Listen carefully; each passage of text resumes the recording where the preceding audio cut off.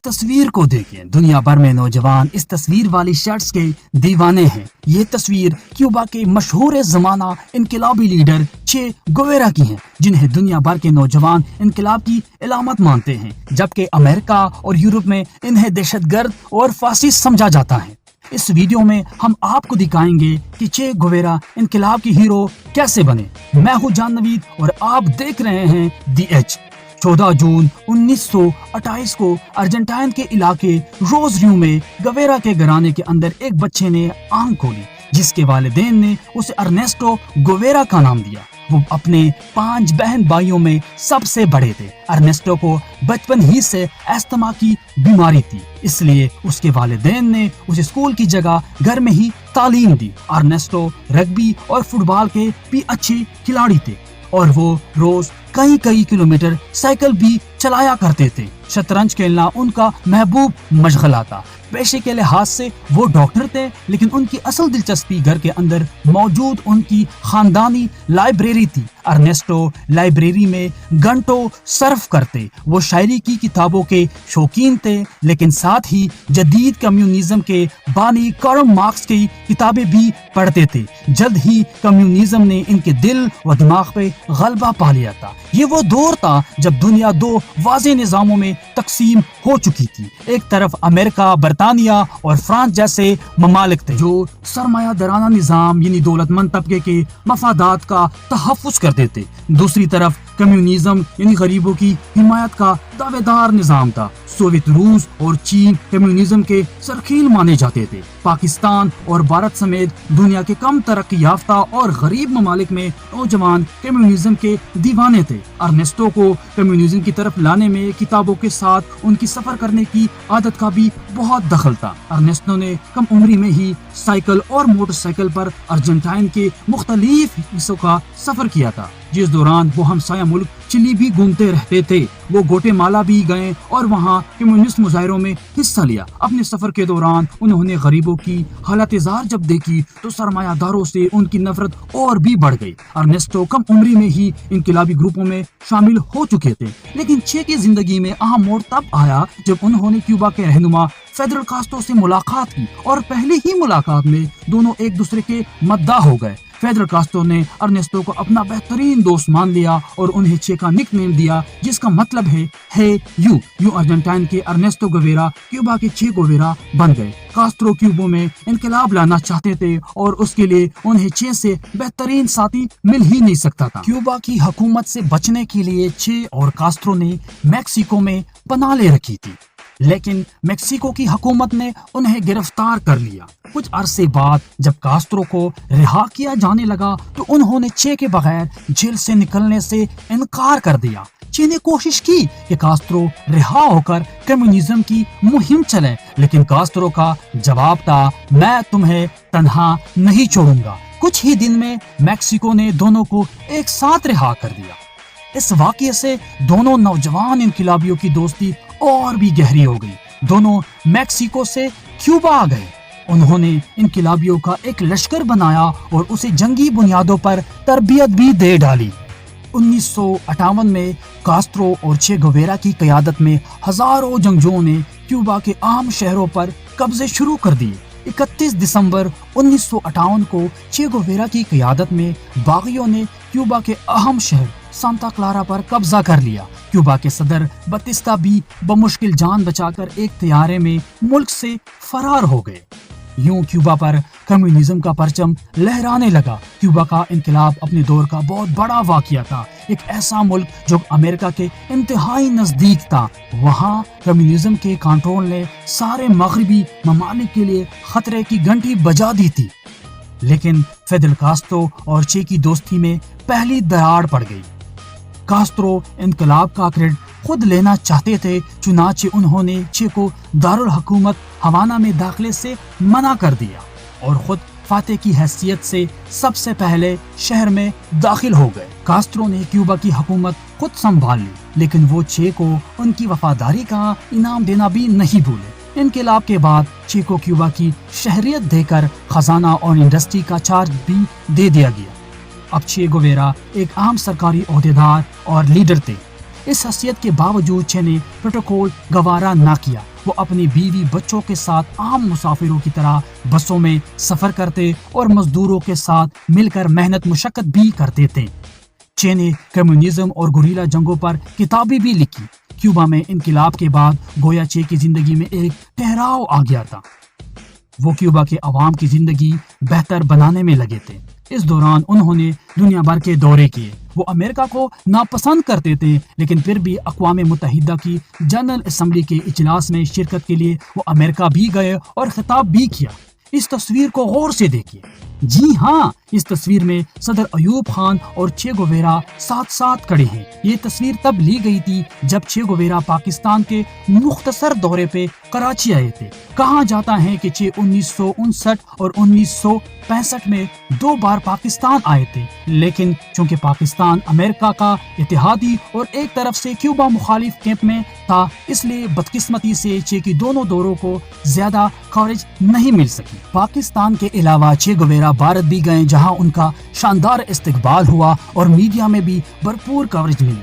Cuba में चे की जिंदगी बाजार सुकून से गुजर रही थी, लेकिन फिर इस पुरसुकून जिंदगी में भूचाल आ गया। यूं हुआ कि क्यूबा में इनकलाब ने अमेरिका को सख्त परेशान कर रखा था। अमेरिकी हुकूमत को खौफ था कि कहीं सोवियत रूस क्यूबा के अंदर अपने फौजी अड्डे कायम ना कर ले।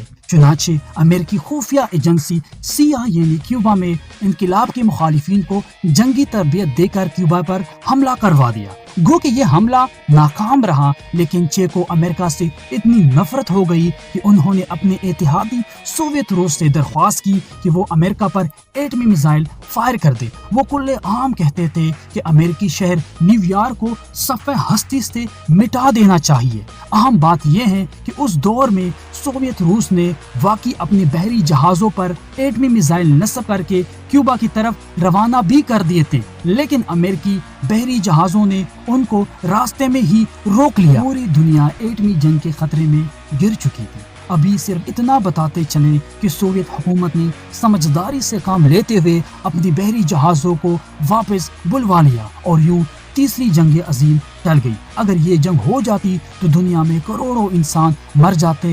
लिहाजा एक तरफ से सोवियत रूस का ये इकदाम दुरुस्त था, लेकिन चे गुवेरा का इनकलाबी ज़हन इस मसलहत को ना समझ सका। चे को लगा कि सोवियत रूस ने अमेरिकी दबाव मानकर दुनिया भर के मजदूरों और किसानों से गद्दारी की है। ऐसा लगता है कि चे के सामने भी वही चैलेंज था जो हर नजरियाती इंसान को जिंदगी के किसी न किसी मोड़ पर दरपेश होता है।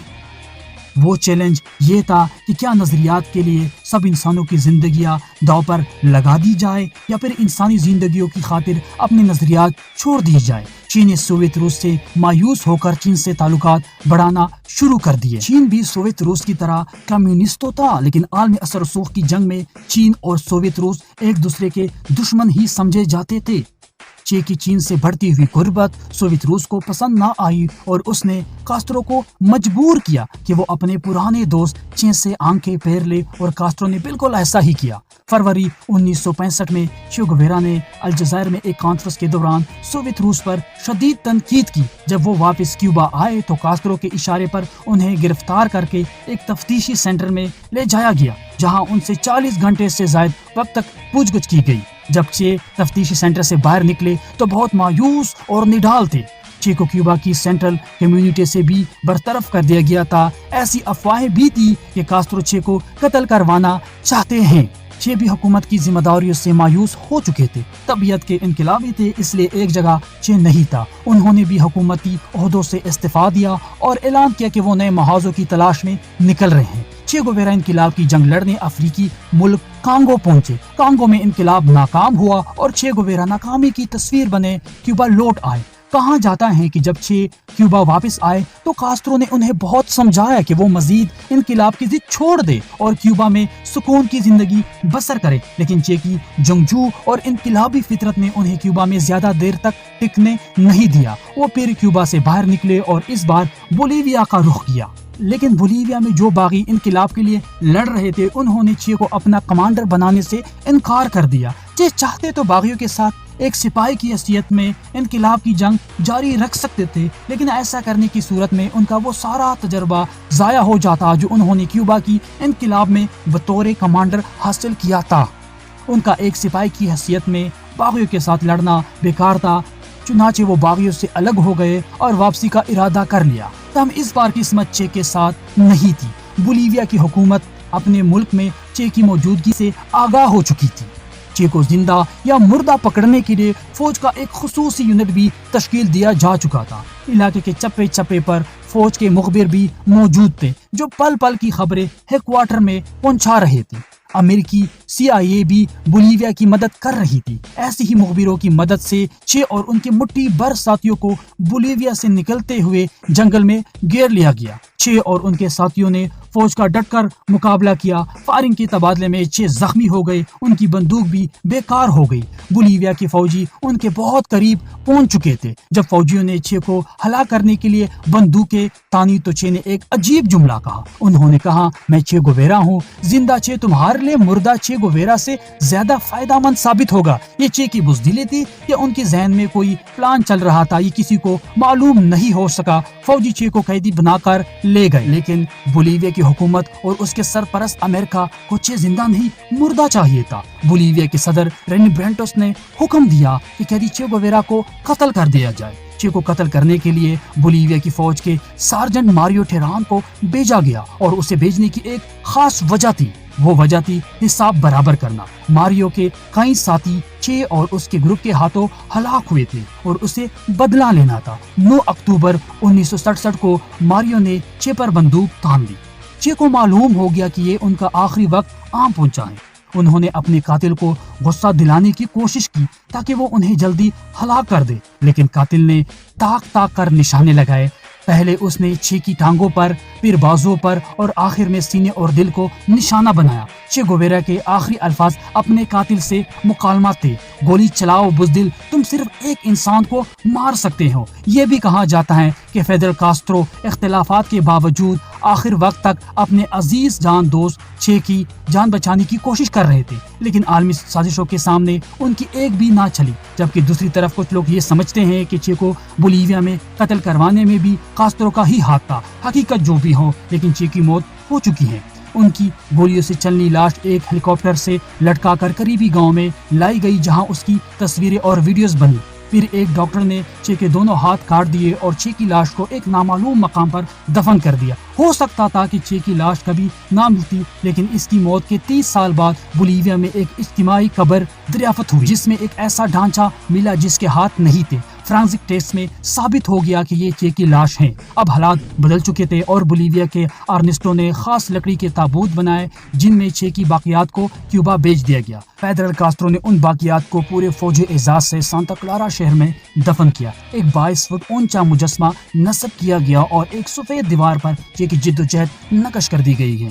آج بھی کیوبا کے سکولز میں روزانہ چے گویرا کو خراج عقیدت پیش کیا جاتا ہے، جبکہ مغربی ممالک میں زیادہ تر چے گویرا کو دہشت گرد یا باغی کے روپ میں دکھایا جاتا ہے، لیکن یہ حقیقت اپنی جگہ موجود ہے کہ چے گویرا عالمی سطح پر بغاوت اور انقلاب کا استعارہ بن چکے ہیں۔ DH کو سبسکرائب کریں اور بیل آپشن پر کلک کریں تاکہ ہر اپڈیٹ آپ کو بر وقت مل سکے۔